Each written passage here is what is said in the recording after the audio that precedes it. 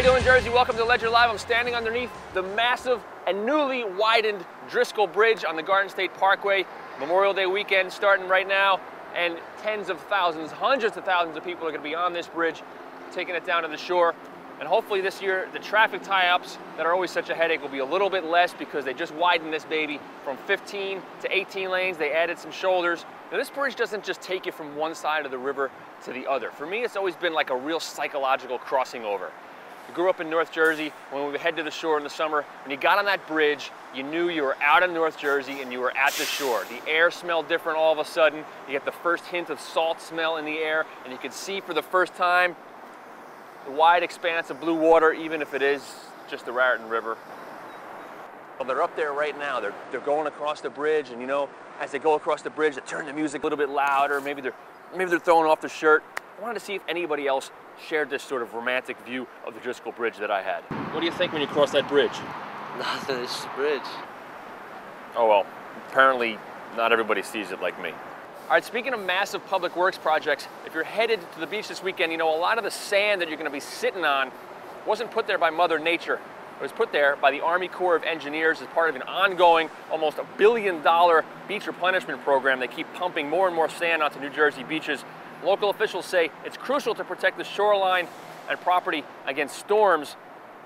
It's an ongoing controversy. It never seems to end. And this year, the recession is adding another twist. In the latest chapter in the ongoing debate over beach replenishment, the Obama administration is budgeting $45 million for beach projects. Lawmakers say that amount barely covers the needs of New Jersey, let alone the nation's. In Long Branch, the controversy continues as the Army Corps finished a renourishment project in March. I understand that they want to protect property, but it doesn't make a lot of sense to place sand and then introduce property. You put 15-foot waves out here with a full-blown nor'easter or a Category 3 hurricane that hits.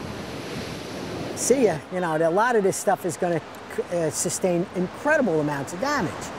One of our concerns is the quality of the sand. It's not the same as natural beach sand, and we can see all the pebbles and the coarse material. This sharp, about 3-foot drop-off. This could make a steep situation where you just step a few feet into the water and you're in very deep water, and that was the concern. That's the replenished beach. This is the natural, the way a beach should be. So how is beach replenishment done? Basically, they'll have a dredge boat and they'll suck up sand and water mixture, and they load it into their hold. The sand-water mix gets pumped out onto the beach into the rough construction tank. Eventually it wears away and we have to come back and do it again. But why does the state take on a never-ending battle with the forces of the ocean? People want their beaches. People want their storm protection. People want to be able to fish.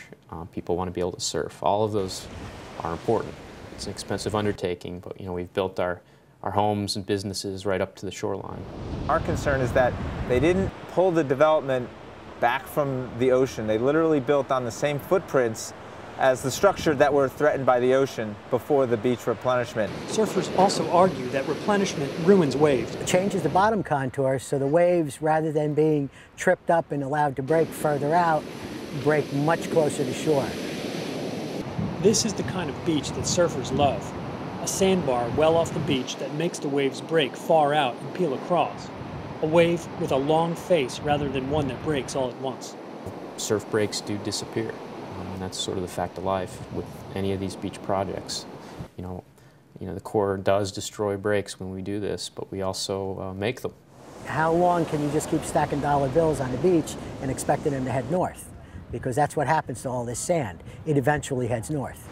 It's not sustainable, and it's part of a vicious cycle, if you will, of you put more sand on the beach, then more development follows, and then lo and behold, they say we have to put even more sand on the beach to protect that development. I guess I kind of think of it as putting change in a parking meter, you know, so that we can stay on the shoreline.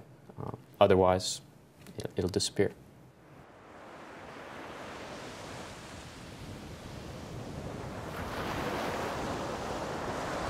All right, that wraps up Ledger Live for today. Happy summer, everybody, and enjoy your new 18 lanes of love on the Driscoll Bridge.